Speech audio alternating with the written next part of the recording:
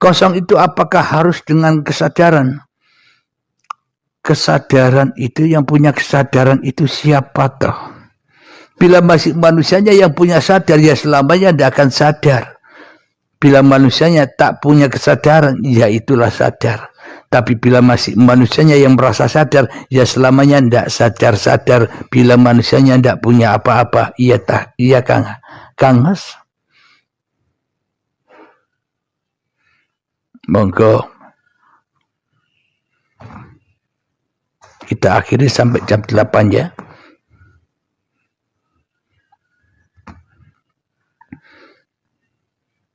Kira-kira apa lagi yang ditanyakan?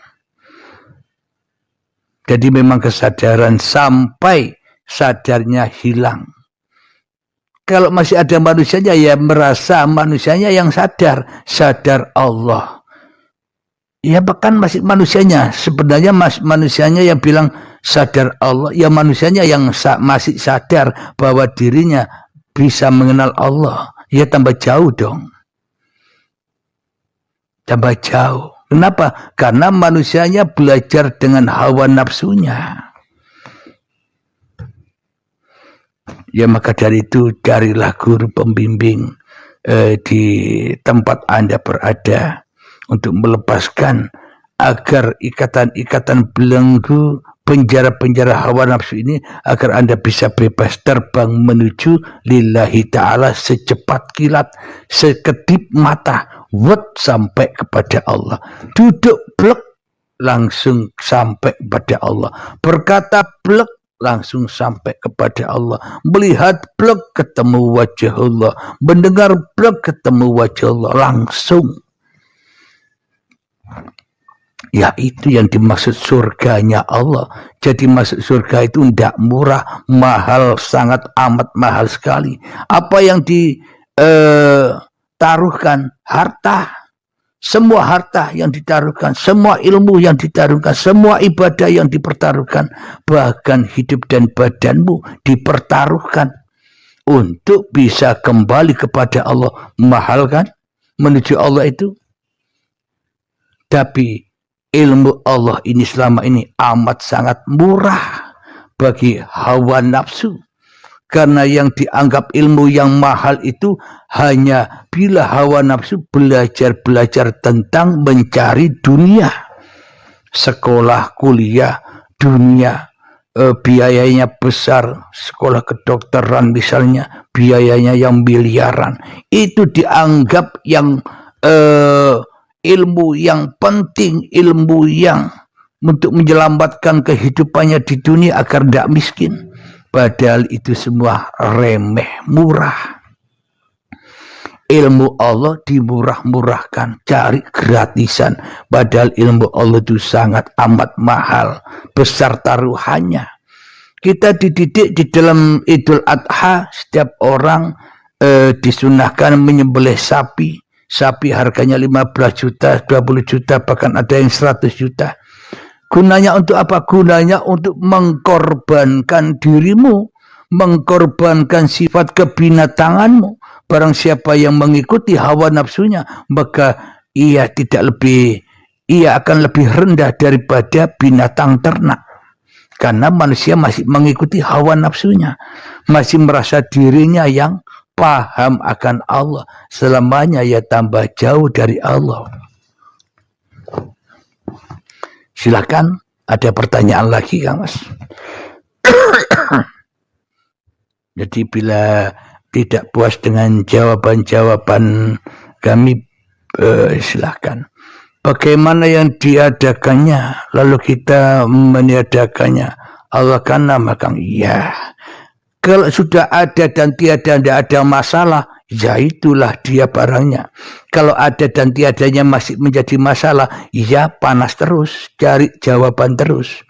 Bila manusianya sudah tidak cari jawaban lagi, yaitu manusia yang sudah kembali, yang sudah mati mutu qabla antal maut, sudah tenang di sisi Tuhannya. Begitu Kang Mas.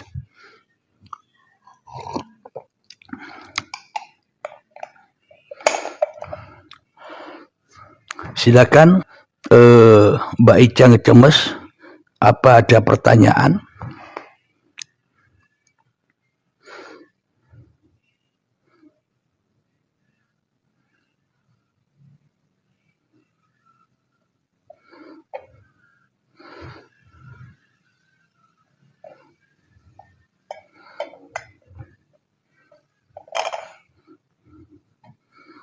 Cara baiatnya ya masuklah ke dalam toreko-toreko yang Anda minati sampai ketemu baiat yang asli. Apa baiat yang asli? Ketika tiada dirimu di hatimu, itulah baiat yang asli. Carilah guru yang bisa mengantarkan sampai ke sana. Kalau kita berbaiat tambah dibebani oleh amal-amal, waduh, ya tambah jadi Tuhan kita.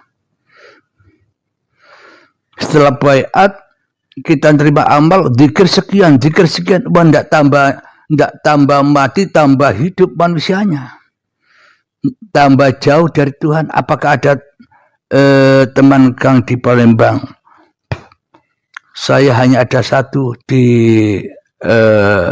Langkat.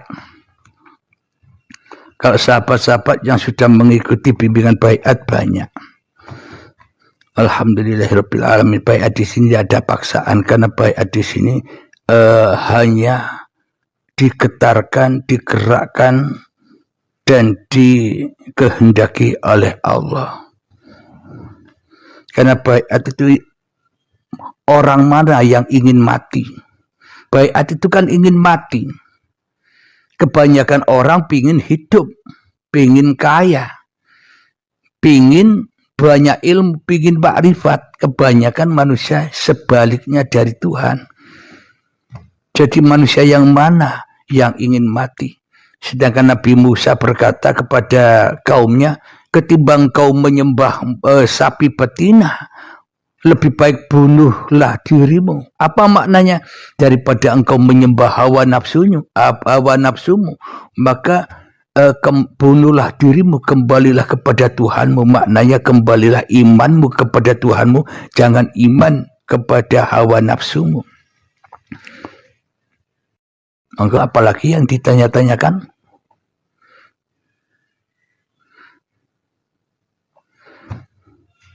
Bila ingin kenal lebih gambar lagi tentang pemaparan Uripe Allah, simak di YouTube Uripe Allah. Belajarlah dulu, simaklah dahulu, pahami dulu.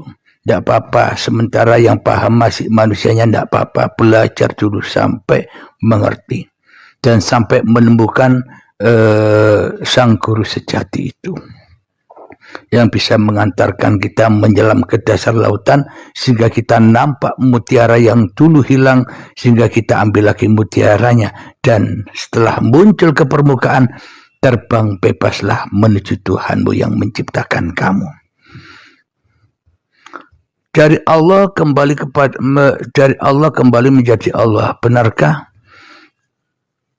Dari Allah kembali menjadi Allah. Bila yang ada hanya Allah, la ilaha illallah, ya sudah tidak ada bahasan lagi. Maka ketika orang yang makrifat kepada Allah itu adalah orang-orang yang sudah tidak makrifat kepada Allah. Kenapa? Karena manusianya sudah dikuasai Allah. Bagaimana mungkin manusia bisa makrifat? Nabi Muhammad saja tidak makrifat. Kata siapa Nabi Muhammad, para rasul-rasulnya Allah itu orang yang paling makrifat? Bukan, salah. Yang paling makrifat hanya Allah. Nabi Muhammad itu tidak makrifat. Apa buktinya? Muhammad bukan kamu yang melempar. Kalau Nabi Muhammad makrifat, ya Muhammadnya yang lempar, bukan Allahnya. Allahnya gaib. Selama ini kan seolah-olah kita yang makrifat.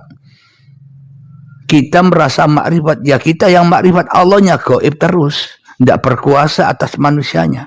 Yang dimaksud Allah makrifatullah adalah ketika manusianya menyerahkan kemakrifatannya kepada makrifatullah, itulah makrifat.